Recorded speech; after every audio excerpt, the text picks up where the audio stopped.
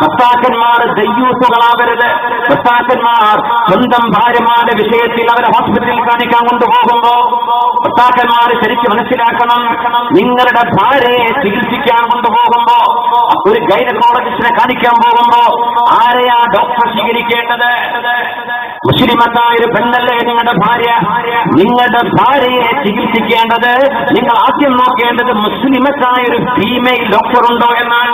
ഒരു പെണ്ണ് ഡോക്ടർ ഉണ്ടോ നോക്കേണ്ടത് ചികിത്സിക്കാൻ. ഫീമെയിൽ ഡോക്ടർ ഉണ്ടോ, പെണ്ണ് ഡോക്ടർ ഉണ്ടോ, മുസ്ലിമത്തായവൾ. അങ്ങനത്തെ ഒരു ഡോക്ടർ ഹോസ്പിറ്റലിൽ കിട്ടണില്ല നമുക്ക് ആക്സസിബിൾ ആയിട്ട്. എങ്കിൽ മുസ്ലിമല്ലാത്ത ഒരു പെണ്ണ് ഡോക്ടർ, ലേഡി ഡോക്ടർ ആവണം. അടുത്ത ചോയ്സ് അതാണ്. നിങ്ങളുടെ ഭാര്യയ്ക്ക് പ്രസവമായി തുടങ്ങി. ഗൈനക്കോളജിസ്റ്റുകൾ എന്ന് പറഞ്ഞാൽ പുരുഷന്റെ ഔറത്ത് കാണുന്നവരാണ്. പുരുഷന്മാരൊക്കെ പെണ്ണുങ്ങളുടെ ഔറത്ത് കണ്ടാൽ എന്താണ് അവസ്ഥ? പുരുഷന്മാർ ഇറങ്ങി നിന്ന് കൊടുക്കാണ്. മെയിൽ ഡോക്ടർക്ക്, പുരുഷനായ മുസ്ലിമോ അമുസ്ലിമോ ആയ ഡോക്ടർക്ക് പെണ്ണിന്റെ ഔറത്ത് പരിശോധിക്കാൻ വേണ്ടി നിന്നു കൊടുക്കാണ് പുരുഷനായ ഭർത്താവ്. ഹറാമല്ലേ നമ്മളാ ചെയ്യുന്നത്? അല്ലാഹുവിന്റെ മുമ്പിൽ കുറ്റമുണ്ട്.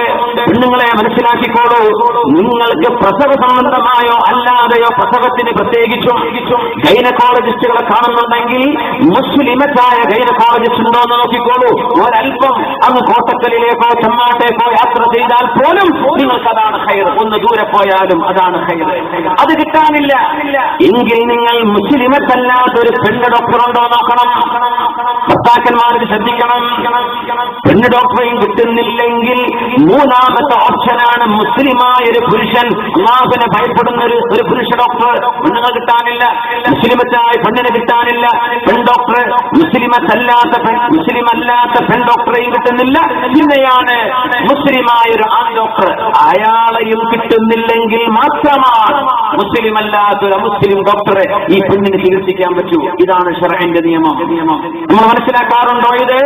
ഡോക്ടർ റൂമിലേക്ക് ആക്കിയിട്ട് ഇവൻ പുറത്ത് വെയിറ്റ് ചെയ്യാൻ. അന്യപുരുഷന്റെ മുമ്പിൽ അന്യപുരുഷനാണ് അയാൾ അല്ലേ? ഡോക്ടറിന്റെ പുരുഷനല്ലേ?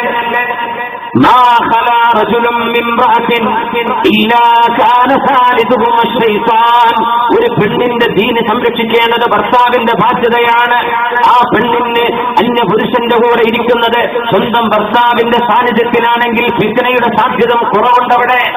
നമ്മളീ പറഞ്ഞ പരിഗണനകളൊക്കെ നോക്കിയിട്ട് ഫീമെയിൽ മുസ്ലിം ഡോക്ടറെ കിട്ടിയില്ല, ഫീമെയിൽ നോൺ മുസ്ലിം ഡോക്ടറെ കിട്ടിയില്ല, മെയിൽ മുസ്ലിം ഡോക്ടറെ കിട്ടിയില്ല.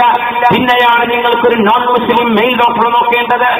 അങ്ങനെ നിങ്ങൾ പുരുഷന്മാരായ മുസ്ലിമോ നോൺ മുസ്ലിമോ ആയ ഡോക്ടറെ കാണിക്കുമ്പോ നിങ്ങൾ കൂടെ നിന്നു കൊടുക്കണ്ടേ? നിങ്ങളവിടെ ശ്രദ്ധിക്കണ്ടേ?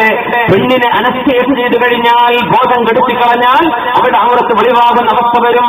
പുരുഷന്മാരായ നഴ്സുമാർ അവിടെ കാണും, പുരുഷന്മാരായ മറ്റു ഡോക്ടർമാർ ഒന്നും നോക്കില്ലേ? ഒരു പെണ്ണിന്റെ ഔറത്ത് അന്യപുരുഷന്മാർ കാണുന്നത് ഒരു കുഴപ്പമില്ല എന്ന് ചിന്തിക്കുന്ന ഭർത്താവ്, ആ ഭർത്താവിന്റെ പേര് ദയ്യൂസ് എന്നാണ്. നാളെ അല്ലാഹു മുഖത്ത് പോലും നോക്കില്ലെന്നാണ്. സ്വന്തം കുടുംബത്തിന് ഹറാമ നടക്കുമ്പോ എനിക്കത് പ്രശ്നമല്ല എന്ന് ചിന്തിക്കുന്ന കുടുംബനാഥൻ, അവരെ പേരാണ് നബി തങ്ങൾ പറഞ്ഞ് ദയ്യൂസ്. അവരല്ലാഹു നോക്കുകയില്ല. അല്ലാഹു കാത്തിരക്ഷിക്കുമാറാകട്ടെ.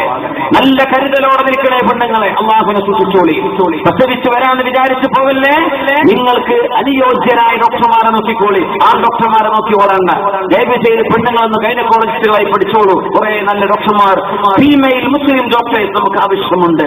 നമ്മുടെ ദീൻ സംരക്ഷിക്കാൻ, നമ്മുടെ ദീൻ സംരക്ഷിക്കാൻ. ദീനിന്റെ വിഷയത്തിൽ ഗീറത്ത് വേണം. എന്റെ ഭാര്യ ഹറാമിലേക്ക് പോകരുത്. അവൾക്ക് ഹറാമ് കാണാനോ ഹറാമുമായി ഇടപെടാനോ ഉള്ള അവസരം ഭർത്താവ് ഉണ്ടാക്കി കൊടുക്കരുത്. ഇതിൽ ഭർത്താവിന് ബാധ്യതയുണ്ട്, ഭാര്യയ്ക്ക് ബാധ്യതയുണ്ട്, ഭർത്താവിനും ബാധ്യതയുണ്ട്. ഓരോരുത്തരും അവനവന്റെ ദീൻ ശ്രദ്ധിക്കേണ്ടവരാണ്. അല്ലാഹു നമുക്ക് ബോധം തരട്ടെ. അല്ലാഹു നമുക്ക് ബോധം തരട്ടെ. ഹബീബായ സല്ലല്ലാഹു അലൈഹി വസല്ലം തങ്ങൾ ഇതൊക്കെ കൃത്യമായി നമുക്ക് പറഞ്ഞു തന്നിട്ടുണ്ട്. സല്ലല്ലാഹു അലൈഹി വസല്ലം നമ്മുടെ ദീനിന്റെ അഹ്കാമുകൾ കൃത്യമാണ്. നമ്മളിത് പാലിച്ചേ പറ്റൂ. അല്ലാഹു നമ്മെ സഹായിക്കട്ടെ. നമ്മുടെ ഹോസ്പിറ്റലുകളിൽ നമ്മുടെ പെണ്ണുങ്ങൾ പ്രസവിച്ചു കിടക്കുന്ന ആ ഒരു സമയം അപ്പുറം നീങ്ങുന്ന സമയമാണ്. അതന്യ പുരുഷന്മാർക്കാണ് നടവരുന്നത്. അത് ഡോക്ടർമാരായാലും ഈ പറഞ്ഞ രീതിയിൽ മുസ്ലിമത്തായ ഒരു ഫീമെയിൽ ഡോക്ടർ ഇല്ല എന്ന് നിങ്ങൾ ഉറപ്പുവരുത്തിയതിനു ശേഷം നിങ്ങൾക്ക് മുസ്ലിമത്തല്ലാത്ത ഒരു പെണ്ണ് ഡോക്ടർ സ്വീകരിക്കാം. അതുമില്ലെങ്കിൽ മാത്രമാ മുസ്ലിമായ ആൺ ഡോക്ടർ അയാളെയും കിട്ടാനില്ലെങ്കിൽ മുസ്ലിം അല്ലാത്തൊരു എന്നാൽ മാത്രമേ ആ ഒരു ഫൈനൽ ഓപ്ഷനിലേക്ക് പോകാൻ പറ്റൂ. നേരെ ഓടുകയാണ് നമ്മൾ. അത് നല്ല ഡോക്ടറാണ്, പറ്റില്ല. നമ്മൾ ശ്രദ്ധിക്കണം. ഇതൊക്കെ നമുക്ക് എത്രയോ ഹോസ്പിറ്റലിൽ ഇപ്പോഴില്ലേ മുമ്പത്തെ പോലെയാണോ? ഇവിടെ അല്ലെങ്കിൽ അവിടെ പോയിക്കൂടെ, അവിടെ അല്ലെങ്കിൽ പുറത്ത് പോയിക്കൂടെ? ഒരൽപ്പം യാത്രാക്ഷീണമോ പ്രയാസമോ നമ്മൾ സഹിച്ചാലും നരകത്തിന്റെ ചൂട് കൊള്ളുന്നതിനേക്കാളും നല്ലത് ഇതാണ്. അള്ളാഹുവിന്റെ ഹബീബിന്റെ ഈ ആജ്ഞ അനുസരിക്കലാണ്. അള്ളാഹു നമുക്ക് തൗഫീഖ് നൽകുമാറാകട്ടെ. സല്ലു അലൻ നബി മുഹമ്മദിൻ വആലിഹി. അല്ലാഹുമ്മ സല്ലി അലാ سيدنا محمد وعلى آل سيدنا محمد وبارك وسلم عليه. اللهم صل على سيدنا محمد وعلى آل سيدنا محمد وبارك وسلم عليه.